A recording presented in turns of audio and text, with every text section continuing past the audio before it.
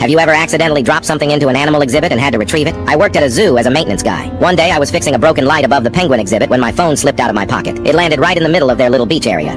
I radioed my supervisor about it, expecting him to say tough luck. Instead, he sent over 2 penguin keepers who were way too excited about this. They suited up and went in, but the penguins thought it was feeding time. Suddenly there's like 20 penguins waddling after these keepers, following them everywhere they went. The keepers tried to distract them with fish, but these birds were determined to be part of whatever was happening. It took almost an hour to get my phone back because every time they got close, the penguins would crowd around thinking they had treats. The whole time, visitors were watching and laughing as these 2 keepers played tag with a bunch of overexcited penguins. Finally got my phone back, completely covered in fish guts and poop.